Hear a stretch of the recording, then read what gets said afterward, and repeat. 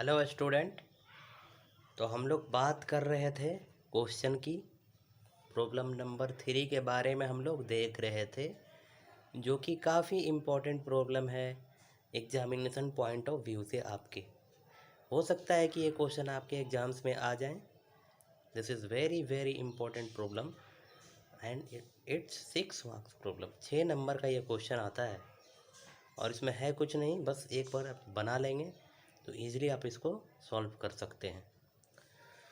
तो कुछ बेसिक्स चीज़ें हैं जो हमें याद करनी होंगी, कुछ बेसिक फार्मूलेज हैं, जैसे कि इफ़िशियंसी क्या होता है। वह इफ़िशियंसी होता है mechanical advantage by velocity ratio. Mechanical advantage क्या होता है, लोड बाय एफर्ट। तो ये सब फार्मूलों का यूज है इसमें। उसके बाद हम लोगों ने देखा था फ्रिक्शनल लॉस और load lost due to friction, effort loss due to friction और load loss due to friction. जैसा कि हम लोगों ने यहाँ पे डिस्कस किया था, ये लोड लॉस्ट इन फ्रिक्शन और एफर्ट लॉस इन फ्रिक्शन, इसी से रिलेटेड ये हमारा प्रॉब्लम है। तो चलिए देखते हैं प्रॉब्लम को। प्रॉब्लम क्या बोलता है। प्रॉब्लम है कि in a certain machine 100 is lifted by an effort of 8 Newton at an efficiency of 62.5%. Find the effort loss in friction and load lost in friction. वही चीज़, एफर्ट लॉस्ट इन फ्रिक्शन और load lost in friction हमें निकालना है। सबसे पहले हमारा जो given data है उसको लिखेंगे। तो हमारा गिवन डाटा क्या है, लोड का वैल्यू दे रखा है, वो है 100 न्यूटन। एफर्ट का वैल्यू भी दे रखा है, वो है 8 न्यूटन। उसके बाद इफिशियंसी का वैल्यू दे रखा है 62.5%, यानी कि 62.5% का मतलब हुआ 62.5 बाई 100, यानी कि 0.625 ये हमारा इफिशियंसी का वैल्यू है।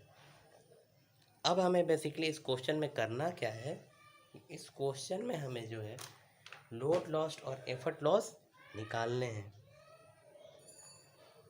तो हमें पता है कि लोड लॉस्ट का फॉर्मूला क्या होता है, तो वो फॉर्मूला हम लोग लिखेंगे। पी एफ इक्वल टू होता है P minus P I. Effort loss in friction जो होता है वो होता है पी एफ, और वो होता है पी यानी कि actual effort minus ideal effort. तो इसको हम लोग लिख लेंगे सबसे पहले, और इसको इक्वेशन 1 मान लेते हैं। उसके बाद क्या करेंगे कि इफ़िशियंसी के बारे में अब चलते हैं थोड़ा। तो इफ़िशियंसी क्या होता है, इफ़िशियंसी होता है mechanical advantage by velocity ratio. लिख दिया हमने, mechanical advantage by velocity ratio. उसके बाद हम इसको ऐसे लिख सकते हैं, मैकेनिकल एडवांटेज क्या होता है, load by effort W by P into velocity ratio को वेलोसिटी रेशियो लिख दिए।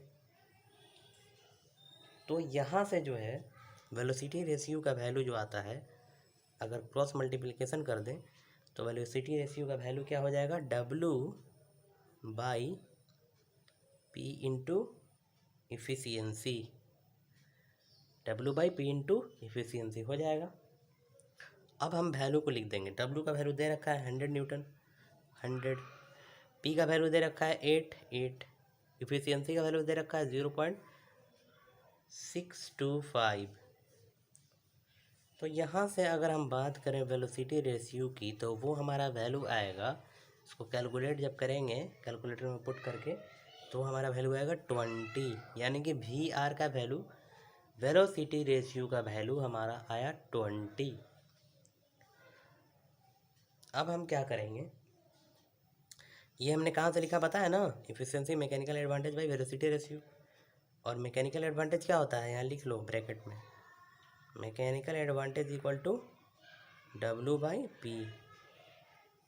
तो मैकेनिकल एडवांटेज की जगह पे डब्लू बाई पी और वेलोसिटी रेशियो को एज इट इज़ हमने लिख दिया, ठीक है। और अगर हम बात करें आइडियल एफर्ट के केस में, for ideal effort, ideal effort के केस में क्या हो जाएगा, मैकेनिकल एडवांटेज जो है वो वेलोसिटी रेशियो की इक्वल हो जाएगा, क्योंकि आइडियल एफर्ट के केस में क्या हो जाएगा, इफ़िशियंसी 100% हो जाएगा। जब इफ़िशियंसी 100% हो जाएगा तो इफ़िशियंसी का वैल्यू 1, और इफ़िशियंसी क्या होता है, इफ़िशियंसी हमारा क्या होता है, efficiency mechanical advantage by velocity ratio, और जब ये 1 हो जाएगा इफ़िशियंसी तो mechanical advantage by mechanical advantage equal to velocity ratio हम लिख सकते हैं। Mechanical advantage equal to velocity ratio हम लोग लिख सकते हैं आइडियल के केस में, तो हमने लिख दिया।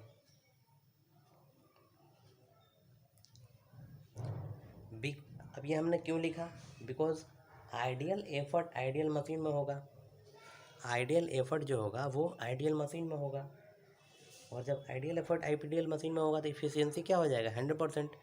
100% इफ़िशियंसी का मतलब ईटा का वैल्यू 1, तो जब इसका वैल्यू 1 हो गया तो मैकेनिकल एडवांटेज वेलोसिटी रेशियो की इक्वल हो जाएगा। ठीक है, तो यहाँ से जो हम लिख सकते हैं एम ए बराबर वी आर। अब एम ए के बराबर एम ए के बदले में क्या लिख सकते हैं, W by P, load by effort equal to velocity ratio लिख सकते हैं। अब डब्लू बाई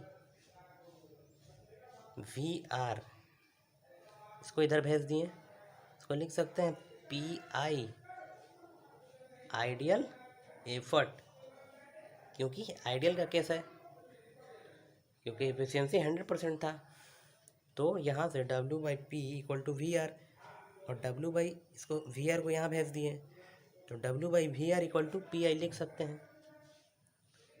अब हम बात करें अगर पी आई के बारे में, तो पी आई हम लिख सकते हैं ना डब्लू बाई वी आर, ठीक है, तो यहाँ हम ऐसे लिख सकते हैं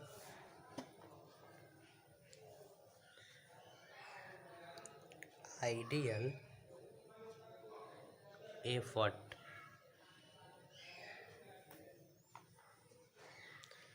पी आई बराबर क्या लिख सकते हैं, डब्लू बाई वी आर, ठीक है। अब पी डब्लू का वैल्यू हमारा दे रखा है, डब्लू का value 100 divided by V R का वैल्यू हमने निकाला था 20, वी आर का वैल्यू हमने निकाला था ना यहाँ 20, देखो यहाँ वी आर का वैल्यू 20, तो वी आर का वैल्यू हम यहाँ पुट करेंगे 20, तो यहाँ से हमें पी आई का वैल्यू क्या मिला, 5, 20 25 100, तो पी आई का वैल्यू हमें मिला 5 न्यूटन, क्योंकि लोड है जिसका वैल्यू न्यूटन में आएगा। तो आइडियल एफर्ट का वैल्यू हमें मिला 5 न्यूटन। अब इस आइडियल एफर्ट को हम लोग इक्वेशन 1 में पुट कर देंगे, ठीक है। तो इक्वेशन 1 हमारा क्या था, P F equal to P minus P I, तो पी तो हमें दे रखा था क्वेश्चन में ही 8 न्यूटन, माइनस पी आई का वैल्यू हमने निकाल लिया 5 न्यूटन, तो यहाँ से हमें मिल गया 3 न्यूटन वैल्यू पी एफ का, मतलब हमें पी एफ का वैल्यू मिल गया एफर्ट लॉस्ट इन फ्रिक्शन, जिसको पी एफ बोलते हैं, उसका वैल्यू हमें मिल गया। अब हमें क्या करना है, लोड लॉस्ट इन फ्रिक्शन निकालना है। पी एफ का वैल्यू कितना निकला, 3 न्यूटन। अब हमें निकालना है दूसरा, load lost in friction, load loss in friction. तो load loss of in friction की अगर हम बात करें तो आप जो फॉर्मूला होता है वो क्या होता है, वो होता है W F equal to W F equal to W I minus W, यही होता है डब्ल्यू एफ का फॉर्मूला। अब डब्ल्यू एफ इक्वल टू क्या होता है, डब्ल्यू आई माइनस डब्ल्यू। तो डब्ल्यू एफ हमें निकालना है, डब्ल्यू आई के बदले में क्या लिख सकते हैं, P into V R, P into V R लिख सकते हैं। वो कैसे लिखेंगे, देखिए आइडियल का केस है ये। तो आइडियल के केस में मैकेनिकल एडवांटेज इक्वल टू क्या होता है, वेलोसिटी रेशियो होता है। मैकेनिकल एडवांटेज होता है W by P, load by effort, वो हो गया वेलोसिटी रेशियो। अब यहाँ से अगर हम बात करें डब्ल्यू आई, आइडियल का केस है, तो डब्ल्यू आई बराबर क्या हो जाएगा, पी इंटू वी आर। वही हमने लिख दिया डब्ल्यू आई के बदले में, डब्ल्यू आई के बदले में हमने क्या लिखा, P into V R minus W, ये था हमारा डब्ल्यू एफ। पी का वैल्यू कितना दे रखा है, पी का वैल्यू हमारा 8। अब वी आर का वैल्यू हमने कितना निकाला था, वी आर का वैल्यू हमने निकाला था 20, और लोड का वैल्यू हमें दे रखा था 100 क्वेश्चन में। सारे वैल्यूज को पुट कर देंगे, 160 माइनस 100 यानी कि 60 न्यूटन,